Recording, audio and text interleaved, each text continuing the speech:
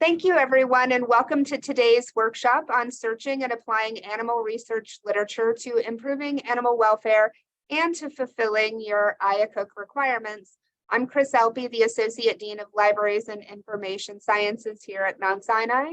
I'm also here as a colleague who has worked in veterinary medicine for more than a decade with students at North Carolina State University.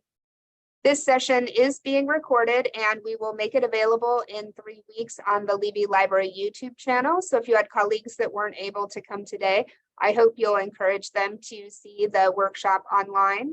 We'd also be happy to provide customized sessions or slides to share with your community if there's something in particular you'd like more detail on once we get through today's session. So the logistics for today, really, as I mentioned, if you have any questions, please ask them in the chat. You can also email me directly after the workshop. We will go ahead and read chat questions aloud and verbally respond to them for the recording, or my colleague who's also here on the session may answer them in the chat. We'll be sharing some web resources throughout, so there may be some website addresses that she puts in the chat as well. So those are the logistics for today. In terms of the learning objectives, really we're hoping for two things. One is that you become familiar with search strategies for animal species and research procedures, using those strategies both in PubMed and other databases. And then more specific to those of you who are putting forward animal research protocols to be able to efficiently develop and document required alternatives literature searching for what are called the 3 R's: replacement, refinement, and reduction of pain or distress in your animal research subjects. And at the end, we'd like to have some time for reflection and top takeaways, which again, you'd be welcome to share in the chat. So this workshop is accompanied by an online guide that we have that's shown here on the screen called the IACUC and Animal Welfare Resources Information Guide. And thank you for sharing that in the chat. It has links to the animal care and use communities here at Mount Sinai that can be really excellent guides for you as you begin this process. It also has a lot of links to ebooks and journal articles on laboratory animal care, anesthesia, sampling protocols, lots of different aspects of information that will be useful to you and your research. The other piece of the guide is really a step-by-step instruction for searching the alternatives for animal research procedures, introducing you to databases that provide a wide range of animal health information, and giving you some pre-developed search strategies for laboratory animal species, as well as links to training materials from sites such as the Animal Welfare Information Center, which is a federal resource for you that gives more information. So definitely, please take a look at the guide. Many of the things we're going to talk about today are covered there in more detail, but also additional resources that we're not going to have time to go over today. So the first question really is, what literature searching is recommended versus required for animal research proposals?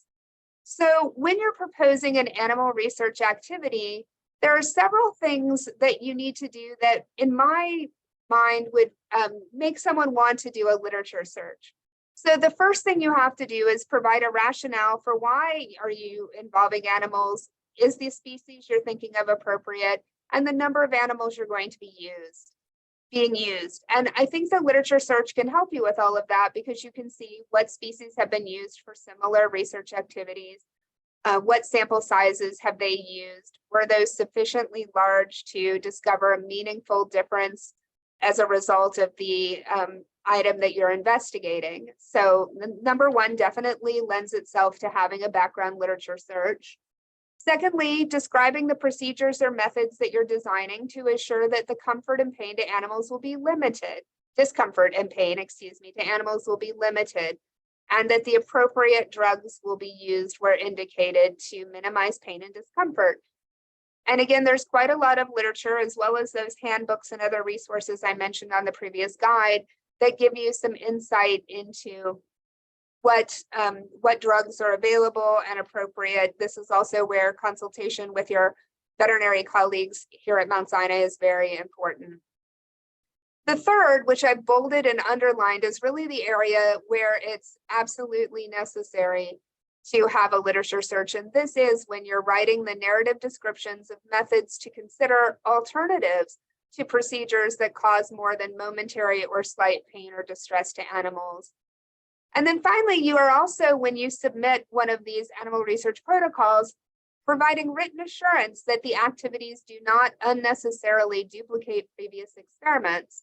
So having searched the literature to make sure that this work has not already been done repeatedly before, or being very clear if you're reproducing an existing study, is one of the things that you're assuring as you submit one of these proposals.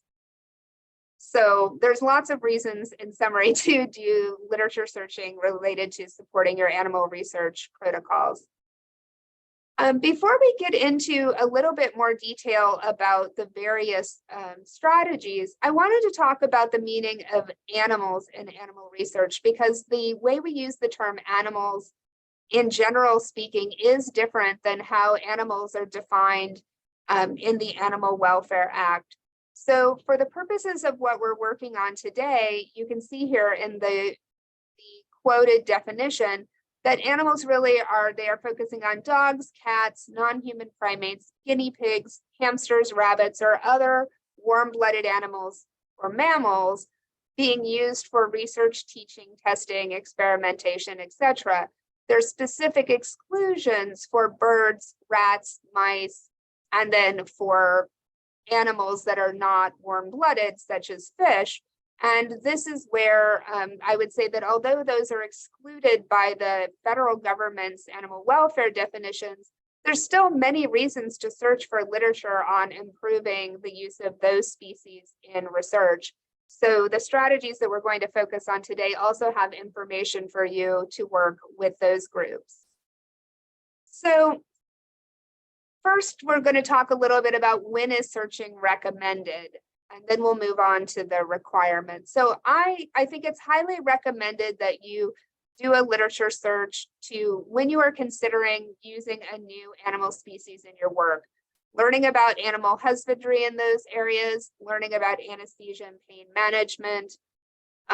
When you're developing a new study design, grant application, or protocol, I think that is what all good scientists would do anyway. And then certainly a literature search to support calculating the size of your population, because the sample size calculation, whether you do it or whether you get statistical help, will be based on what kind of treatment effect you anticipate and you want to be able to measure. And normally the information on what is likely to be expected would come from the literature. You should document the searches as part of your laboratory notebook, wherever you would document your study plan and the choices you make in the design of your study. Searching is required when you're submitting an IACUC protocol that includes painful and distressful procedures. And so here we've provided the statement from the APHIS USDA Policy 11 that a painful procedure really is anything that would be more than slight or momentary pain or distress, pain in the excess of that caused by injections or other minor procedures. So you may have also seen this listed on other sites in other ways as needing to do this for Category D or Category E procedures. And so down at the bottom, I have a note for you about what that refers to. So Category D and E are pain categories on facility annual reporting, where Category D is a procedure that's painful and distressful, but you are providing appropriate anesthesia, analgesia, sedatives, tranquilizers, etc. And then Category E is when you cannot be, when you're still having that same procedure, but you cannot be using anesthesia, analgesia, because it would affect the procedure results. So if you're doing, if you're proposing doing any work that's Category D or Category E, you will definitely need to have documented your literature search in your protocol, and we'll go on to the details there. And always, my colleagues in the IACUC here at Mount Sinai provide much more information about incorporating this into your protocols. I just wanted to give you some background based on what you might see if you were searching other websites for information about this. So we want to talk about the 3 R's in animal welfare, which is replacement, refinement, and reduction of pain or distress. And we'll go into these each in a little bit more detail. So first of all, the idea of replacement strategies. This is the question of whether there's a way to partially or completely replace the use of animals altogether, or could you use a lower order species, or a naturally occurring animal model, or an alternative technology. So when you're searching, a couple of things you could consider looking for in the prior literature are there any species that are already naturally affected by the condition of interest? So for example, if you were interested in osteosarcoma, rather than trying to create that kind of tumor in a mouse model or a rabbit model or a different lab animal model, could you actually study that, for example, in client-owned canines who get osteosarcoma naturally and study it that way, for example?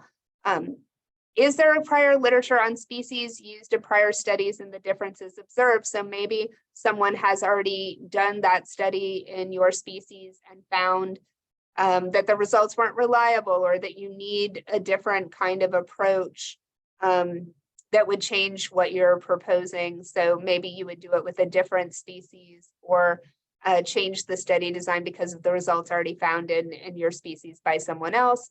And then ultimately, of course, the idea of not having any animals involved at all are cell lines or organ models or other technologies available that could be used. So in subsequent slides, we'll talk a little bit more about how you would search the prior literature to address those kinds of questions. In terms of reduction, is there a way to reduce the number of animals that you can use while still having a valid experimental design and findings? So in prior studies, you might be looking very closely at the number of animals used and the differences observed. Are there multiple smaller studies already out there that you could combine via a meta-analysis to answer your same question? So if there were 3 small studies where everyone said, well, we can't really come to a firm conclusion because we had only a very small sample size, rather than now going ahead and doing a study with 30 or 40 animals, could you aggregate the smaller studies via a statistical meta-analysis in some way to answer your question? For your own study, as I mentioned before, your power calculation, it will be somewhat dependent on the desired treatment effect and how many animals it would take to see that, but also extrapolating from studies done with other species if there haven't been studies done already with the species that you're interested in. And finally, refinement. Are there less invasive procedures? Are there different ways to do the approach to minimize pain and distress? Has it actually been studied or measured how painful or distressful your procedure is? For example, using grimace scales, which is a standardized way in many animal species of studying distress. Can you reduce the number of times you're doing sampling to reduce handling stress? Will pain management or anesthesia impact your study outcomes? Kind of getting at that question between, can I be a category D as opposed to a category E if I can use pain management or anesthesia appropriately? And so when you're working on your own study, it's important to consider that in addition to being absolutely well-versed on your disciplinary scientific literature, are you using state-of-the-art techniques from the laboratory animal science literature, which we have access to in these databases? So I'm going to pause here for a minute and see if there's any questions that anyone wants to put in the chat. And then we'll move on to exploring where and how you search these types of questions.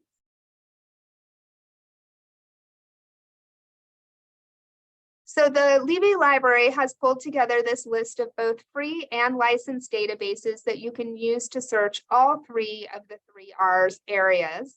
And we will get into these a bit more in a moment. On the left-hand side, you see the biological sciences and interdisciplinary databases. On the right, some toxicology, agriculture, biology, and animal husbandry databases.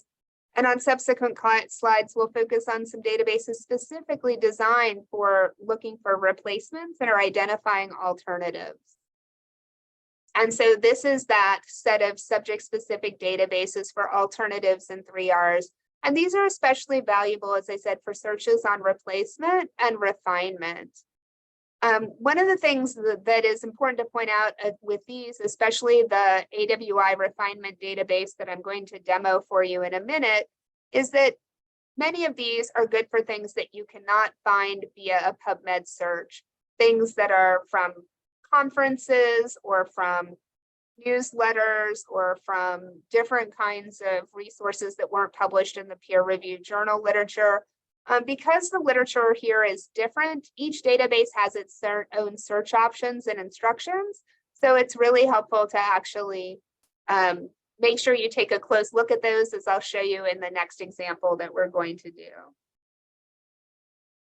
So this is an example for refinement. So let's say I'm new to using rabbits in my research. And so I want to make sure that I'm refining how I do my rabbit handling so that I cause as little amount of stress as possible as I'm doing my procedures. So what I've done here is I've gone to and I've modeled this, I've laid this out in the kind of way you would lay out your required alternative search, although this is not a required alternative search. I'm just structuring it the same way. You need to include the data on which you search. So on March 20th, yesterday, I searched the Animal Welfare Institute Refinement Database. That's the name of the database. It asks what period it covers. So this period covers it was launched in 2000, and it's got a 3-month lead time. So I'm going to say I searched from 2000 to 2022. And then it asks for the search strategy. So if you look on the right, what I did was I filtered by animal type rabbit.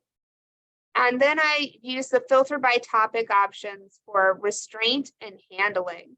So I'll tell you, I started with restraint, but I only got one reference. So I was like, let me look for something else. So then I also saw handling. So I added on handling and got a few more. But then I was like surprised that they were getting such few references. And so that's when I went back up to the top and kind of looked at the instructions, where it showed me that only publications dated 2010 or later have those filters that you can attach to them, and prior years must be searched by keyword. So then I went back and I also searched the truncated keywords restrain and rabbit. So up in that top search by keyword box, I typed in restrain with an asterisk, so I would get restraint, restrained, restraining, and then rabbit with an asterisk, so I would get rabbit singular or plural. And when I searched with the rabbit keyword and restrain and handling, I got 9 entries. So I'm going to go ahead and go to the next slide and show you some of the things that we got in the results. So 2 of the things that came up, and so on the left at the top, you see this one has the animal type and topic filters, rabbits and handling, and it's from 2013. Will consistent handling methods lead to a calmer rabbit? So Animal Technology and Welfare is a great publication that's not included. This was not included in PubMed back in 2013. So you wouldn't have found this with your PubMed literature search. So, and then on the right, another paper I chose is from Tech Talk, the newsletter for laboratory animal science technicians who, believe me, have a lot of rabbit handling experience on using rabbit restrainers and positive reinforcement to the rabbits by using treats so that they would actually be much more calm when they were in their procedures. And so positive reinforcement with the treats worked well. It saved time and effort. The rabbits were happier. I think probably the people taking the measurements and on the rabbits were also happier. So it's good all the way around. So based on these 2 results, this is the write-up.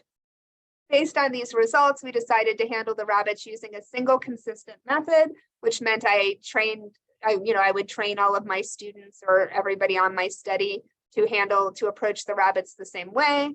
And I would provide treats after the use of the rabbit restrainer so the rabbits had something to look forward to and remain calm. I would cite my references, and that would be an example of a summary of how did I change my engagement with my research animals based on the findings from the literature. So that's a simple example in a very kind of straightforward and positive way for having calmer rabbits who are happy with their procedures. So now I want to move on to an example that would actually be a category D example for your IACUC search, so you can see what that would look like. Again, if there's any questions in the chat, I'm happy to take them. So please feel free to do that. So for this, the requirement is that you develop and document a search of at least 2 databases. This was our learning objective for today, to develop and document a sample search of at least 2 databases and practice drafting a narrative summarizing literature. And so we already kind of practiced a little bit of that, developing and documenting the search and drafting a narrative on a really basic example. Now we're going to try to do it on one where you want to support the species and number of animals involved and describe the pain minimization or management. So the first thing you need to do is choose your databases based on what your research study or procedure of interest is. So I always include PubMed because it frankly is the largest, and it's not largest in terms of absolute numbers compared with these interdisciplinary resources, but in terms of the biomedical resources, it's the largest, and it has a very high proportion of relevant, kind of biomedical science and animal related literature. So I think you would always want to include PubMed. If your study is in pharmacology or toxicology, I definitely would also choose Embase. It covers a lot of journals that are not in PubMed Medline and has a lot of unique ways of searching for drugs and chemicals. And then I usually also will choose an interdisciplinary database or a species-specific database, depending on the question. If I'm looking actively for replacements, I would probably also add in one of the 3R databases. You're not limited to 2, it's a minimum of 2. So here's the question that I plan for us to be looking at. I would like to use a rabbit model of critical defect to study bone substitute materials for skull fractures.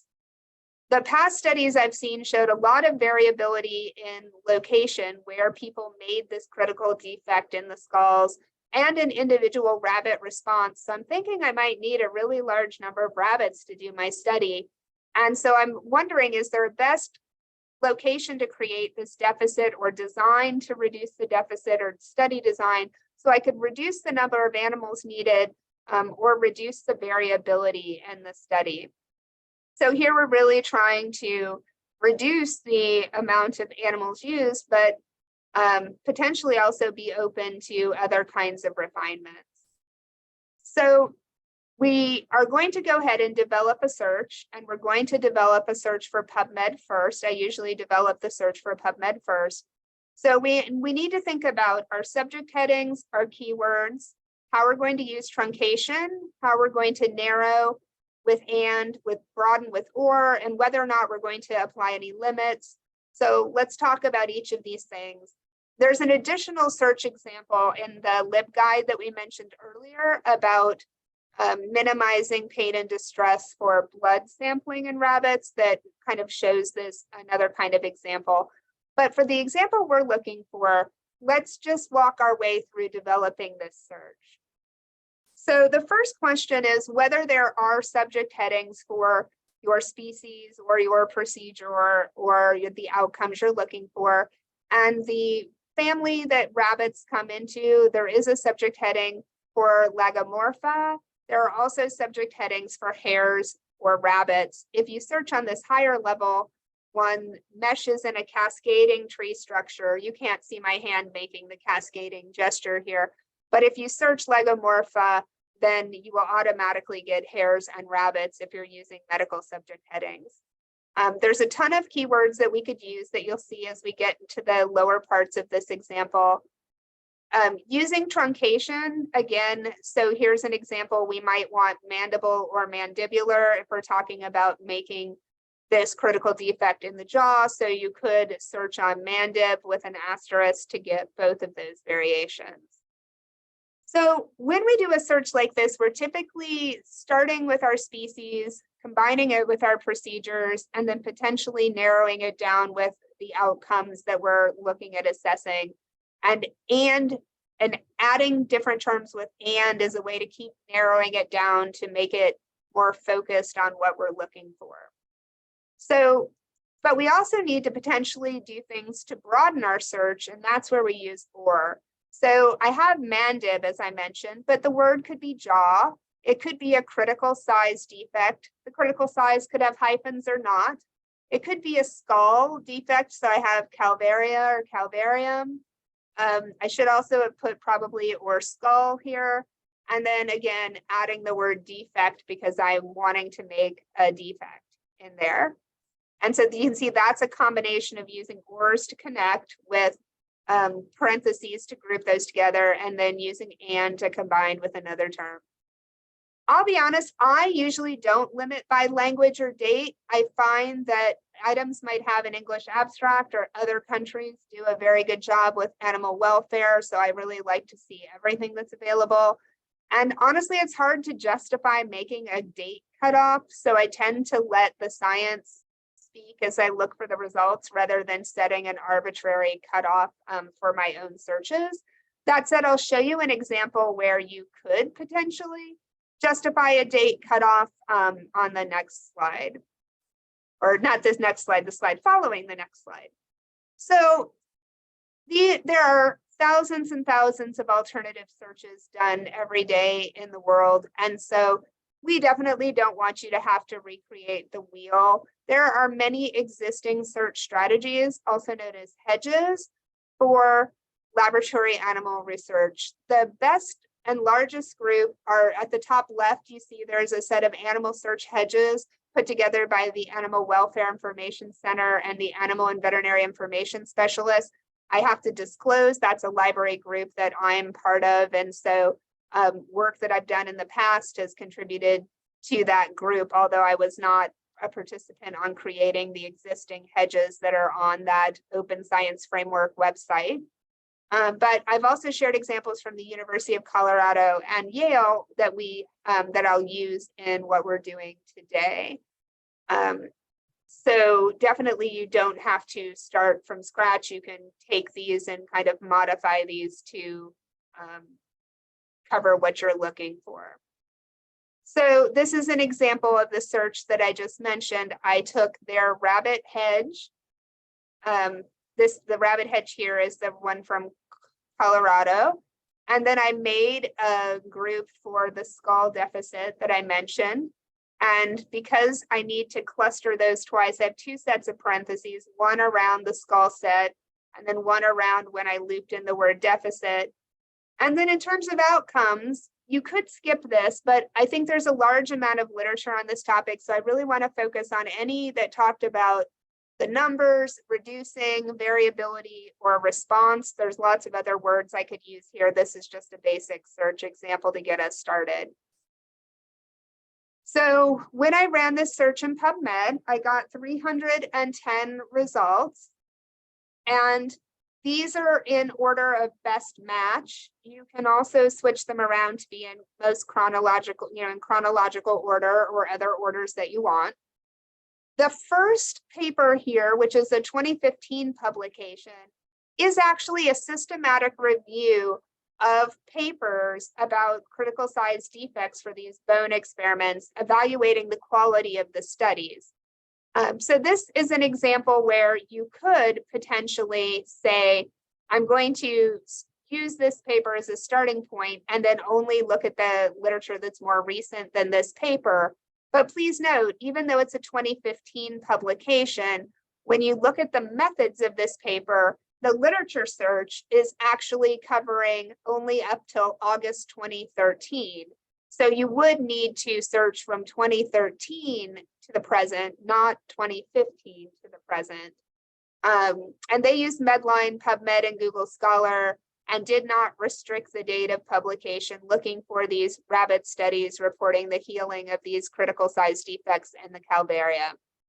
So I would maybe say that for a systematic review, they should have used additional databases, but this is a good starting point. And I chose then to focus on more recent materials, such as the articles that are shown here as number 2 from 2022 and number 3 from 2016, which are some newer models for that newer models for making critical size bone defects. I'll show you the results in more detail for each of those on the next slides. So this is the first paper that I mentioned, the systematic review. And a couple of things here, and we can put these citation links in the chat. So if you want to actually pull the articles yourself, you can. I think one of the most important takeaways here is if you're doing animal research and writing it up, you want to follow the ARRIVE guidelines, which are the reporting of in vivo experiments in animals, because the information that you need to report out in the guideline will absolutely help people know the answers to many of those questions we asked in the beginning. What is your sample size? How is it allocated? How were they housed? You know, what are their age? What is their weight? You can see here that you don't know in many of these studies what the animal's age was, but animals' age might be very well associated with how quickly something heals or how well it heals. So there are different kinds of things where you really want to be following these guidelines. Jumping down to the bottom for a minute, you see they offer additional keywords. So if I hadn't thought of using cranial or skull, or didn't use the anatomical terms, I might recognize that and realize I needed to go back and change my search. But ultimately, you see here that they said the data on these critical size defects lack homogeneity. And depending on what your study design is in terms of sacrifice, the smaller defects may have different results. The dimensions are different, the locations are different geometries. So just quite a lot of difference that gets to that variability that we talked about before. So this would be a paper that would be both emphasizing that you should use ARRIVE guidelines, but also documenting the pre-existing homogeneity. So the second paper from 2016 that I have here, again, one of the things that this does for me is addresses the fact that the question of could you basically do this computationally or in vitro, and they have said that they do not in the abstract. I'm hopeful there's more details on that in the article, but it also gives you a sense of this particular procedure. It can, they talk about who can perform it, how long it takes, how much care is needed, what the monitoring is like. So if you are not that familiar, this should clue you in about the fact that this needs to, what this entails, and that you need appropriate pain management for this to happen. Then here's the final paper I want to talk about before we move on to the second search. And this is the fact of them saying, we want to address the fact that there's so much variability and evaluation bias. We want to reduce the number of animals needed. So they developed a bilateral CSD model to basically be able to handle this differently and address some of the variability, and talk about the fact that all of the rabbits did well on this procedure and that this is something to be considered. So you may not have been thinking to do a bilateral procedure before you did your alternative search, and your alternative search didn't lead you to completely substitute out rabbits or change, but you are potentially going to do this different procedure in order to do the reduction of numbers of animals needed and ultimately get better outcomes from your study. So this is an example of what the alternative search might yield. Another approach you can use in addition to searching by subject and keywords is to bring your results forward to see how the new models have been used. Now that new model was a 2022 model, so the likelihood that it has had a chance to be used and the study finished and published is not that high, but you can search in Google Scholar, Scopus, or Web of Science to see who has cited this new bilateral model. And in this case, I've done this in Google Scholar, and you can see 5 papers have already cited this and are starting to talk about it, and you can look at those for more details. So remember, we said we needed to do at least 2 database searches. So the second search I've chosen to do for today is in Web of Science. And Web of Science goes back, our subscription goes back to 1900. A different institution subscriptions cover different numbers of years. That's why the guidelines for reporting out require you to say what number of years are covered, because it would be different at Mount Sinai than it would be for a place who had a different subscription to this. I started with the same search I had in PubMed, but because this database does not use medical subject headings, I had to take out lagomorpha as a mesh term and make it a truncated keyword. If I were trying to be really good, what I would have done is actually looked at all of the different terms that medical subject heading represents, which are down here below, and I'm not going to pronounce all of these, but I would have actually included those as OR terms. So or lagomorph, or leporidae, or picas, or Okatona. I'm not even sure, excuse me, how to say that. So definitely could do a slightly different search. And then when you get the results in these databases, so you see we have about 429 results, so more results than we have in PubMed. But if you look at the second result here, it's the same ARRIVE guidelines paper. And if you look further down the list, the other 2 we've already looked at are here as well. If we continue to look, we might find additional unique papers that would be relevant. So the summary write-up, to bring us to kind of the wrap up on this, here's what the write-up would look like for your IACUC protocol. You would say what procedure you were looking for. So the procedure I was doing is creation of a critical size defect a critical size mandibular defect. I've got the word defect twice there. In rabbits for investigating craniofacial tissue repair. On March 20th, the date, you might have searched them on different days, and that would be okay too. It would be okay to say I searched PubMed on March 20th, covering 1946 to the present, and Web of Science all years covering 1900 to the present on March 21st, using the search strategies pasted below. So I would paste the actual search strategies below. And then, like I've showed you for the example with the rabbit handling, I would discuss the findings.